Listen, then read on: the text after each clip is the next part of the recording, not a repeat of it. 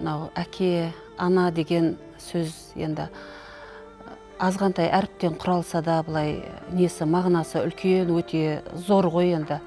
Сол сияқты менің әкем де мен үшін үлкен тұлға болған. Болған дейтін себебім, ол кісі уже өмірден осып кетті. 34 жыл болады биыл, Құдай қаласа. Анам, Құдайға шүкір, бар әлі. 93-ке толады биыл. Менің әкем Мұсахметов Шазат 1924 жылы осы Жаңғырған ауданында дүниеге келген. Анам Ержанова Асия 28 жылы дүниеге келген. Әкем Ұлы Отан соғысының ардагері. 1945 жылдың 9 майына дейін соғыста болған кісі. Енді әке туралы айта берсек өте көп қой. Бұлай айтқанда анам менің үй шаруасындағы кісі болған. Бұлай айтады ғой, анаң енді тамақпен, әкең қабақпен асырайды деп. Дәл сол енді біздің жанұяда болды десек те болады. Ондай айтатын себебім, анам енді үй шаруасындағы ел дедім ғой. Ол жаңағы балалардың тамағы бар, кір-қоңы бар, үй шаруасын істеді. Ал әкем енді қызметте болды. Қызметте болғанда да үлкен, енді басшылық қызметте емес. Орташа енді шаруа да болған жоқ, жұмысшы да болған жоқ, орташа қызметте жұмыс істеді. Екеуі 10 бала тәрбиелеп өсірген, 9 қыз, 1 бала. Жаңағы ағам армияда болды. Мен үйдің ең кенжесі болғасын, әкеме өте қатты еркелеп өстім да. Ерке болған сондай, былай дастархан басында мен ақ сөйлейді екенмін. Кішкентай кезімде енді еркелігім енді ол айтып жеткізе алмайды қазір. Бірақ өсе келе ол қойдық қой еркелікті де. Әкем енді соның бәрін енді еркелікті көтерді десем де болады. Былай қабақпен бізді кәдімгідей тәрбиеледі дегенім, бір рет бізде ұрысқанын, қабақ шытып, былай дауыс көтерген мүлдем жоқ болды. Жоқ болды десек те болады. Тек анам ғана әйтеуір, әкелерің алдында ұят болады, әкелерің өйтеді, әкелерің бүйтеді. Жаңағы папаның енді алдында бізге тек жалаң аяқ жүрмеңдер, етектерін жинап отырыңдар, аяқтарыңды созбаңдар, өстіп үйрететін жай сөйлеңдер, қатты күлмеңдер. Постоянно осылай айтып отыратында енді. Содан ба әйтеуір әкемізден өзіміз ығысатынбыз енді. Әкемнің бір енді қасиеті өте жаңағыдай жомартжан болды. Ол жомартжан дейтінінде туған туысқандардың барлығы жаңағы көмек сұрап келеді. Ешқайсынан көмегін аяған емес. Әйтеуір тауып береді. Жоқ деген, ондай болмай тұр деген әңгімен естіген емеспіз біз. Қарнымыз тоқ, киіміміз бүтін болды. Бірақ үйде ондай дүние болмайтын, дүние жинамайтын да ол кісі. Былай класстастарымыздың, жолдастарымыздың үйіне барғанда люстра тұрады, гарнитур тұрады, а оның бірде-біреу болған жоқ бізде. Мысалы, дүние жинамайтын, білмеймін неғып екен, үй тарылып кетеді деп сөйтіп айтама. Бірақ біз неге мұндай жоқ, неге ондай деп айтпайтынбыз. Өйткені анамыз солай, біз әкелерің өзі біледі, әкелерің шешеді. Әкелерің не айтса да дұрыс. Осындай сөздермен біз әптен шегелеп тастағанда енді. Жаңа жомарт кісі болды деп жатырмын ғой. Жомарт кісі болды дейтінім, ол бір күні мен сабақтан келсем, есіктің алдында бір сарай тұратын. Таңертең сабаққа кеткенде бар, түсте келсем жоқ қой сарай. Орны жатыр тек, жаңағы фундаменті жатыр. Әй, мынау қайда кеткен дейміз ғой. Сөйтсек жаңағы бір татарма бір кісі жүретін. Анда-асына келіп тамақ ішіп кететін. Сол жалғыз басты басқа жақтан келген кісі екен. Соны жаңағы үй қылып, асарлатып үй салған ғой. Сөйтсе шамалы не жетпей қапты, материал. Соған бұзып апарып берген ғой, жаңағы материал жетпеді деп. Ол ма бір күні жаңа үйге келсем тағы да сабақтан бір бөлменің есігі жоқ қой. Кәдімгі қопарылып тұр да, андай кассиянка дей ма, табалдырығымен жоқ мүлдем. Ойбай, мынау қайқа кеткен. Сөйтсек, тағы біреуге жаңадай материал жетпей қалған, сол есікті апарып, бұл жерге есік керегі жоқ, біз шай ішеміз бұл жерде, есік жабылмайды дегенде соны апарып берген. Сонда біреуміз айтпаймыз, мына жер жаман болып қалды ғой, неге апарып бересіз, ол өзімізге керек еді ғой деген. Өйткені папаның айтқаны бізде заң болды. Қалай шешеді, солай болады. Сол есік осы жақында 2016 жылы салынды ғой енді. Сол күй жоқ болып тұрып. Жаңағы өте мейірімді болды десем де болады, бірақ көрсетпейтін. Ондай былай күліп, әңгіме айтып өйтпейтін. Бірақ мейірімділігін көрсетіп жатады. Оны айтатыным, 3-ші сынып оқимын ба, енді бір велосипед керек болды енді маған. Ол кезде интернет жоқ, телевизорда жаңағыдай детский нәрселер, тек демалыс күні көрсетеді, балаларға арналған передачаларда. Велосипед тебеді, кешке жақын барлары. Сонымен велосипед деп қыңқылдаймын ғой. Сөйтсем, маған бір не қойды жаңағы, шарт қойды. Үйде бір сиырымыз ауырып жатқан, іші кеуіп кетіпті. Соны маған жүгіртесін деді. Жүгіртіп, соны тәуір қылу керек. Жарайды дедім да, жан бар ма, велосипед алуым керек. Мен діңкілдетіп көшеде қуам ғой. Қуып айтып, не керек, сол сиырды тәуір қылдым. Мен уәдесінде тұрып, таңертең маған ақша берді да, ағамды қосып жіберді ғой. Мына универмаг деген болатын мына жерде, қазіргі Ақжол. Сол жерде шаң басып, екінің қолы жете бермейді, екінің бірінің қолы жете бермейтін 84 сомға ма салют деген велосипед әперді. Мен мәзбін, үйге алып келдім, аны жалтыратып, кешке алып шықтым, оны жалтыратып тұрып, бар көшенің баласы менің қасымда қызығып атыр ғой жаңағы. Сосын мен мақтанып енді тепкім кеп ананы, мақтанып тепкім кеп тұрғанда папа шықты да айтты, бер аналарға деді маған. Мен кезектесіп тебіңдер деді, бүкіл көшенің баласы, оны танитынымыз бар, танымайтынымыз бар. Мен ұзын сөздің қысқасы әйтеуір өз велосипедіме өзім кезекке тұрдым ғой жаңағы. Мен кезекке тұрамыз, енді мынаның кезегі дейміз, ол көшені бір айналып келеді. Енді мынаның кезек, күнде жаңағы сөйтіп кезекке тұрып, бірақ әйтеуір қораға кіргізіп қою менің еншімде. Мен жұрттың велосипеді болды, енді көшенің велосипеді. Сосын әйтеуір өсе келе еркелік қалды ғой. Мен де жаңа үлкен қыздардың қатарына қосылдым үйде. Бірақ папа бізді кәдімгідей қара жұмысқа салатын. Қара жұмысқа салғанда есіктің алдын жаңағы қора тазалау дейміз, су себу, жаңа жүзім көмгенде ұстап тұру, ағаш еккізу, оны жаңа қазғызу, картошкаге апарат, огородқа. Огородқа барамыз ғой, қауын тергізет.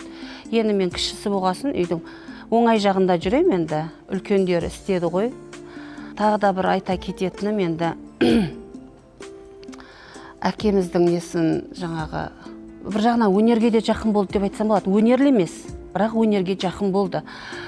Ондай дейтінім жаңа үйге анау кім Әбілқайыр деген үлкен кісі болған, домбырашы. Қазір қайтыс болып кетті, мынау Жаңарықта болатын ол кісі.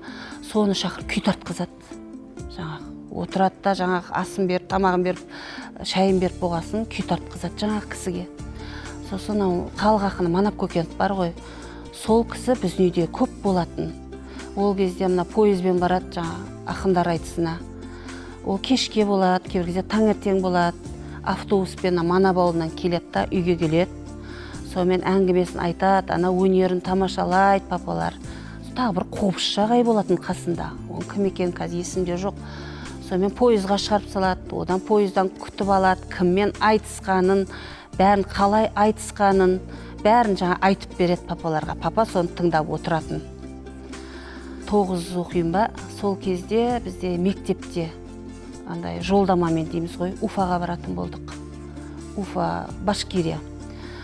Сонымен мен барғым келді, үйге келіп едім, апаға айттым, шешемізді апа дейміз.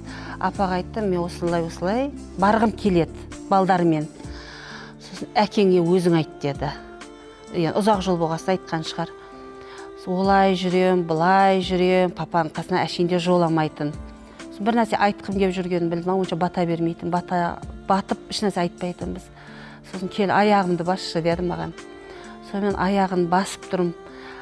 Айтайын десем, үнім шықпайды ғой мына жақтан ше уже. Сосын бір кезде барып, папа дедім. Сөйтсем, ау деді. Сосын әрең жеткіздім, бар немді жинап, күшімді жинап.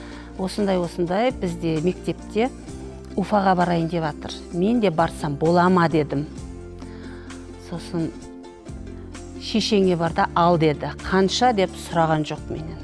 Жол неме жаңа путевканың ақшасы қанша деп сұраған жоқ. Шешеңнен бар да ал деді. Бір сөзге келген жоқ. Қанша боласыңдар, кіммен барасыңдар сұраған жоқ. Сосын жаңа қуанышым қойныма сыймай шешеме келдім ғой енді, берсін деп жатыр деді. Қанша деп сол кезде сұрады. 64 сом 50 тиын сонда әлі есімде. Сөйтіп отырған әпшелерім енді шамалы күбір-сыбырдан естіп қалдым ғой, қымбат екен сол кезде. Сол кездің ақшасымен берді. Сонда ойлайым, ел көрсін, жер көрсін деген шығар енді. Берді, ертесіне ананы жоғалтпамайын деп түнде әйтеуір қайта-қайта қарап ақшаға. Ертесіне апарып бердім ғой жаңа мектепке. Сонымен баратын болдық, бардық Уфаға. Сол кезде мен папаға алғаным бір карта алдым, базарлық. Баратын кезде мен ақшадан ешқайсы қысқан жоқ. Не бір көп қой әпшелерім бар, 8 әпшем болды алдымда. Барлығы беріп жатыр жолыңа деп енді. Кенде қылған жоқ енді. Бірақ сонда папаға алғаным бір карта. Бұл жерде әке, ана туралы болғасын айтып жатырмын ғой. Соны әкеп бердім. Сосын бір күн жолдастары жиналды, сөйтіп бәрі айтады да, әй қызым ау, әкеңе деген әдемі сыйлық әкепсің ғой, бізге неғып әкемедің, дейді. Сонда болмашы нәрседе, мысалы, карта деген. Сонда мақтанып айтқаны ғой деймін да. Бір күні жаңа үйден шықтым да, мұғаліммін ол кезде музыкальный мектепте, өнер мектебі дейміз ғой. Өзде маршрутка жоқ, такси жоқ. Үйден шығып келе жатсам, бір машина тоқтады. Машина тоқтады да, Шәкеңнің қызысың ба деді маған. Иә дедім. Сосын отыр, апарып тастайын деді. Үлкен кісі екен, сосын отырдым. Сосын, ой, Шәкең деген керемет кісі еді ғой. Мен жақсылығын ешқашан ұмытпайып деді ана кісі. Ол кісіні былай танымайды екен мен. Сосын үндемедім енді, иә, оны естіп жүрмін негізі майда-шүйда былай жақсылықтан. Бірақ айтты ол кісі, мен бала-шағам көбейіп, басымыз көбейген кезде 2 бөлмеде тұратын едік. Сол кезде сыймай баратқасын Шәкең келіп айтты деді. Өзі ауыл аз болған шығар, енді бір-бірін таниды. Үй салып ал, мен көмектесем деді. Сонымен асарлатып үй тұрғыздық деді. Төбесіне келгенде жабаты не жоқ, бөре не жоқ, шифер жоқ деді. Ол кезде қат кезі кетті да бір машина бөрене түсіріп берді, шифер әкеп берді деді. Мына мен үйіңді жауып ал, бітіріп ал. Қарызбын деп ойлама деп айтты деді. Қазір қызметтемін ғой, бірақ сол жақсылығын ешқашан ұмытпаймын деді. Сонда қарасаң ол туысқанымыз емес, былай. Сосын одан кейін естігенім осы жерде жүргенде енді, өзі жаспын ғой. Осы жердегі нелер айтты, апайлар айтты, жадыра бар. Мына жерде Сара апай Москвадан кепті, зата кепті, көрейік деді. Сосын ойбай жақсы дедік та бәріміз бардық. Ол Сара деген апай Мұхаммедқан ес болған үлкен осияқта кісі болған. Басшы кісі, шебі завод, тас завод дейміз ба, соның басшысы болған. Енді үлкен кісілерді жақсы, өте жақсы кісі тұғын ол кісі. Сосын сол кісінің үйіне бардық. Ол үйіне барсақ жаңағы есігін табалдырығынан бастап енді заманауи дейміз ба, нағыл дейміз енді. Керемет та үйлері енді. Ана жерге кіруге енді бата алмайсың. Сөйтіп тұрып қалдым. Сөйтсем жаңағы Сара апай шықты. Сара ханым өзі әдемі келген, былай келісті кісі болатын. Марқұм болып кетті ғой енді. Сол кісі айтты, мына қыз кім қызы деді маған. Мен айтты, сосын жадыра тұрып айтты, Мұсахмет Шазат танисыз ба, соның қызы деп еді. Ой, айналайын, кір деп төрінен бірақ шығарды ғой. Сөйтіп, ондай құрметті мен күткен жоқпын енді. Сөйтсем, ол кісі айтады, біз осы жаққа келген кезде деді, сырттан келген кісілер ау деймін соған қарағанда. Екеумізде жаспыз, жаңа үйленгенбіз деді. Бірақ чемодан болды деді. Бір чемоданмен осы жаққа келдік. Ана институт жіберетін еді ғой кезде. 2 жыл отработка дейма, сондайға жіберген. Сол кезде келген бір чемодан ақ болды деді. Ешкім танымаймыз, туысқанымыз жоқ деді. Сонда сол кісін ПМК-ға барған ғой, ПМК-да істеді. бастығы да емес папам. Сонда барып ек, қайықтан келдіңдер, осындай жас семьямыз дебек деді. Бұяқта кімдерің бар деп еді, ешкіміміз жоқ дедік деді. Сол кезде бір 2 бөлмелі біреудің үйін алып деді. Сол жерде тұрыңдар деп, төсек орнынан бастап қасығымызға дейін әкеп берді деді ғой. Жаңағы кісі деді. Сонда үйден апарған шығар, енді басқа қайықтан апарады. Бірақ біреуін де біз білмейміз да. Білгенде де бәрі папанікі дұрыс қой бәрібір. Сол көрген жерде жаңа Сарапайда көріп қалатын. Папаның арқасында көп сый көрдім мен. Үлкен кісілердің өзінен да. Сосын тағы бір жағдай, жаңа бір үлкен апайтты бір тойда. Ол да папаны мақтады. Үлкен балам үйленгенде деді, дымымыз жоқ дейді. Ол кісінің күйеуі істепті. Біздің папамен қызметтес болып, түнде телефонмен звондадық деді. Осындай бір балам екеу болып жатыр Шәке деп, ойба құтты болсын деп айтты деді. Сосын той жасайтын тышқақ лағым да жоқ деп айтыпты жаңа кісі. Сосын еш уайымдама, бір балаң екеу болған құтты болсын деді да, бір сиырды әкеп бере салды деді. Ондайды ағайының да істемейтін тұғын ол заманда деді. Енді ол кезде аста төк дастархан жоқ қой. Тек етің болса, әйтеуір шемішке майыңмен жаңағы кәмпит пішінең болса, бұл той жасай беретін еді ғой. Сөйтіп бір малымызды көтерген деп айтып отыр. Берсең берерсің, бермесең қарызбын деп ойнама деп айтты ол да деді. Сөйтіп ырза болдық деді. Жаңағы мәрттігін айтам да енді. Бірақ үйде артық зат болмайтын. Бірақ қарнымыз ашта болмайтын, тоқ, бүкіл бәрі болатын үйде. Не ішем, не кием демедік, қайға барам демедік. Лагерде қалған жоқ бізде. Бардық, жаңағыда қыдыратын жерге де бардық, Ташкентке де бардық, Анеқа да бардық. Ешқандай қысқан емес бізді. Сол енді қайтыс болғаннан кейін естіп жатырмын ғой жақсылықтарын. 80 жылы, 6 жылы ма пенсияға шықты. Папам сол бір жерде істеген жерінен пенсияға шықты. Өмірі больницаға жатпаған, сол 86 жылдың жазау дейм, давлениемен құлады. Өте ірі кісі болған біздің папа. Өте ірі. Давлениемен құлады. Сонымен больницаға сол кезде бірінші рет жатты. Больницадан шығатын болды да, больницадан келатыр деді. Мен жаңағы үйде бір терезе бартын, верандаға қараған терезе. Сонымен қарап тұрмын ғой жаңа терезеден. Папа кірді. Сұп-сұр болып кеткен да енді. Қан көп кеткен ғой, сұп-сұр болып кеткен. Енді папаны барып құшақтағым келеді. Бірақ батамайым, жібермейді. Нәжерім жібермейді. Уже біз папаны алдында өйтіп, кесе көлденең жүріп, әңгіме айтқан адам емеспіз ғой. Сосын бірден залға өтіп кетті былай. Залда жатты, қараңғылап қойғанбыз, салқын қойғанбыз, енді давлениеге ыстық болмайды дегесін. Тыныштық үй, тыныштық сақтап бәрі. Сосын мына жақта отырым енді, барғым келеді, жағдайын сұрағым келеді, бірақ жібермейді. Сосын телефон шырылдады сол бөлмедегі. Барып алуым керек енді қалайда. Сосын телефонға бардым, сосын жауап бердім. Арт қарап тұр мен, папа жатыр, арт қарап тұрмын. Телефонмен сөйлесіп қойып, құралай деді маған.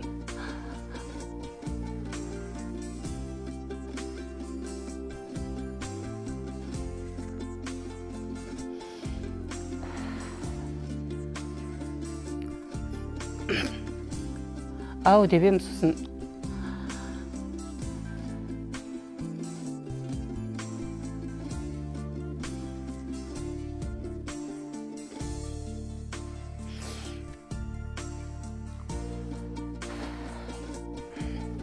ойналайын деді маған.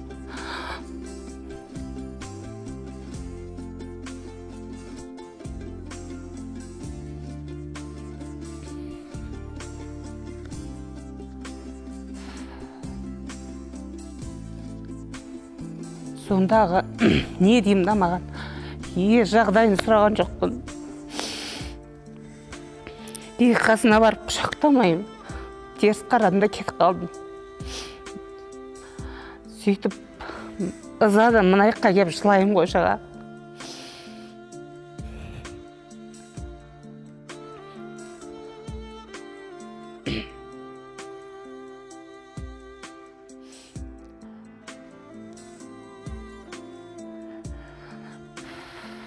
Осы күні өкінемін ғой. Неге жағдайын сұрамадым сол кісінің деп. Сұрағым келеді, бірақ жібермейді мына жағым. Білмеймін, неғып екен. Сол әлі күнге дейін соған өкінемін. Сол бірінші құлады, одан кейін күзде, 87-нің күзінде екінші рет құлады. Больницада азақ жатты өзі. Содан больницада қайтыс болды.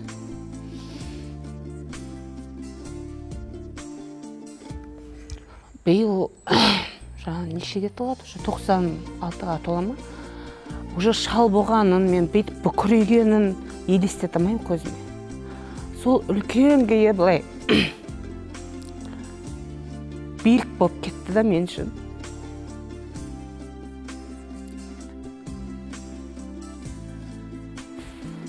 Қазіргі енді үлкен апаларымызды айтады ғой, жиын тойларда былай жиналып қазақ. Ол кезден келіндер ғой бәрі, қазір 70-80-ге келген үлкен апаларымыз ғой. Жиын той болса, былай өлген жітім туысқандардың арасында болады ғой енді. Мына жақ Қармақшы құдалар, мына жақ Түркістан, Чимкент. Сол кезде баратын болсақ бір автобус әкеп қоятын дейді. Сонда бәріміз мінеміз дейді жаңағы. Алатынымыз бір матамыз дейді. Бұл қайықтан шығып атыр, жол пұл қанша, не апарамыз, вообще ойламаймыз дейді. Жаңағы автобусты да өзі көтереді, әулеттің атынан беретінді, малы бар ма, ақшалай бар ма, өзі беретін дейді. Ойланбайтынбыз ондайды дейді. Бір автобус адамды өзі бастап, барып, мына әулеттің атынан деп береді екен. Соны қазірге дейін айтып отырады, әлі айтады. Күні кешеге дейін айтады. Бар ғой әлде де ол кісілер тірі, бар айтады. Қайтыс болғанда көбісі жағдайымыз не болады деп жылағандар да болды. Бірақ тірі адам тіршілігін істейді. Енді сөз соңында айтатыным енді былай, қазір әкелері тірі, шешелері тірі болса, мүмкіндіктері бар. Былай құшақтайтын кезде құшақтап, жақсы көретіндіктерін айтып, керек екендіктерін сезіндіріп тұрса деймін. Тек звондап оларға қалайсың десе де, кезінде сол сұрай алмадық да о жағдайды. Сөйтіп, мүмкіндікті жіберіп алмаса екен деймін.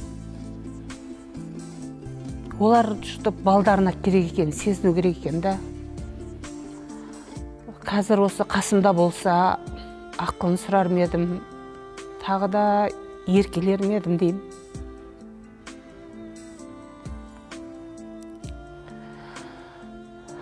Сол.